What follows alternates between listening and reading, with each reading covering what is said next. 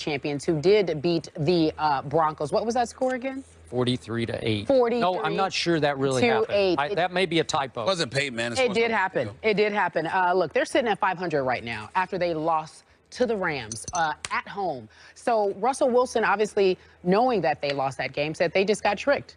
Take a listen. They got us in the fake punt, you know, and so we trusted our call, and they just made a play, you know. And then the fumble, you know, I thought we had the ball, but I guess not. I don't know. So, you know, I just believe that it's going to turn our way. Like I've always believed. I believe in our team. I believe in who we have. I believe in our fans. I believe in the players we have. So, you know, I'm looking forward to it. All right, Rams win 28-26. They're now 2-4. Wilson, for his part, rushed for 106 yards on 7 carries and passed for 2 touchdowns. Wilson again saying after the loss he still believes in his team. That's a tough ask. So we asked that question. Do we still believe in said Seahawks? Stephen A., how much trouble are the Seahawks in? I think the Seahawks are in a little bit of trouble. I don't know, Skip, Kerry, refresh my memory whether or not we're going to get specifically into Percy Harvin, the show Wayne. Sure. So I'll save it for that. Okay. But I will tell you this. Trading Percy Harvin, some of the issues that they've had inside that locker room that are now coming out, it's clear that they don't seem to be the same team. You want to applaud them for acknowledging that if they believe they made a mistake, addressing it or whatever. But I look at yesterday, and I didn't see the same Seahawks team. To get tricked on a punt return that ends up in a 90-yard punt return by Bailey, to the last play where Jeff Fisher, gutsy, incredibly gutsy call by Was it calling really? I thought it was gutsy. I don't know. I thought it was you're gutsy. 1-5. You're what 1-4 going in. I'm saying like you got to win the game. You got to win the game. You got to win the game. Just do it. Listen, you're a game behind Seattle right now. But you know you're going to lose if you punt. I think you're going to lose. Well, again, you thought you were going to lose. You felt you were going to lose, but anything could happen because it was only 1 minute and 2 seconds left, if I recall correctly. But it was a fake punt deep in your own territory. I give him credit for making that gutsy call. In the end, I'm looking at Seattle. You were struggling to really, really move the ball. Russell Wilson came alive in the second half. We know that. I'm looking at Marshawn Lynch and these boys. 53 yards rushing on 18 carries. I need more from Marshawn Lynch. I just do. Russell Wilson was the leading rusher, for crying out loud. Yeah, they don't seem to be the same team. And somehow, some way, the intimidation factor, Skip, I think is lacking. I love how Richard Sherman, you know, blocked the pass on the last to Tavon Austin. But, you know, I loved how he did that.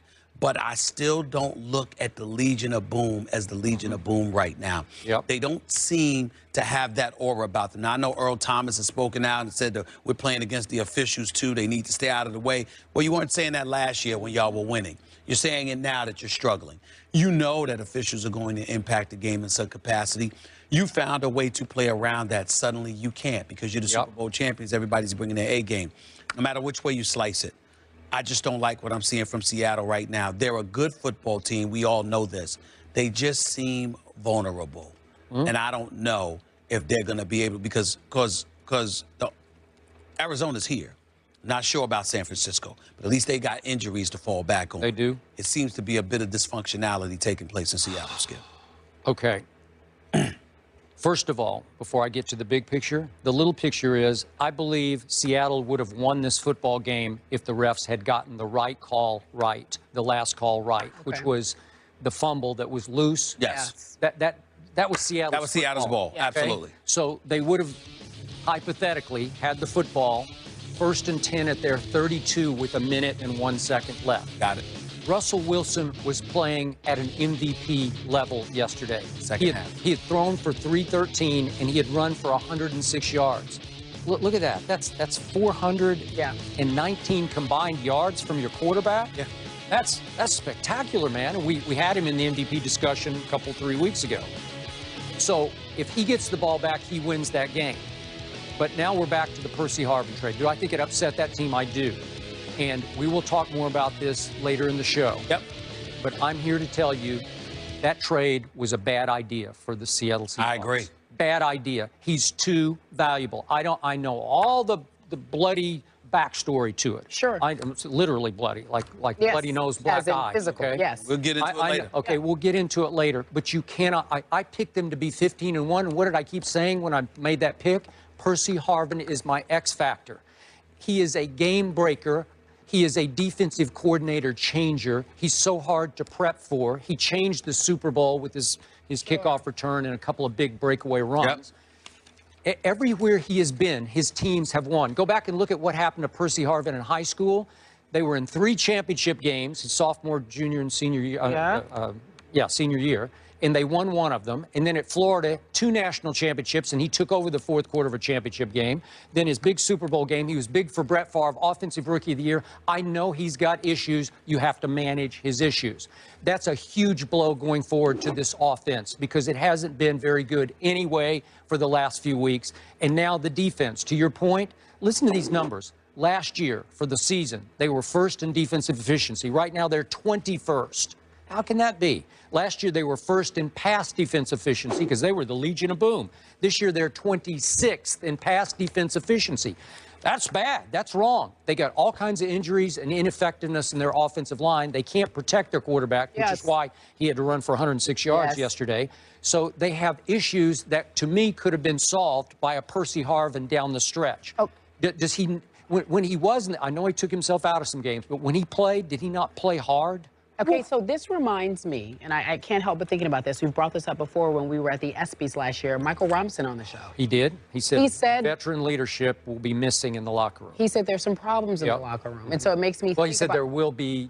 I don't know if he was referring to maybe what even happened with him in Golden Tate, and like we said. Oh, maybe he was. I don't know. But it makes me think he was trying to tell us something without telling us something. But you believe Percy Harvin still the X factor here? Yeah, huge loss for this team. And it shook them up and effectively cost them this game that they should have won.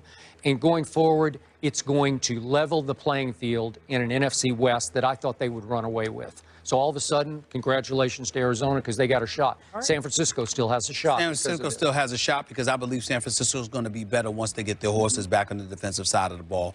I think we all know that their identity has been compromised. They've got 3 huge losses in yesterday's game in Smith, Bowman, and Willis. So we know that. We know they're a different defense with those 3 guys. I never saw I would see give up in them. So I'm alarmed by that. And it's indicative. Plus, you heard stories coming out that time about how Harbaugh turned Peyton Manning off because when Peyton Manning went and tried out with the San Francisco 49ers, basically Harbaugh implied that, I've got more zip onto my passes than you do.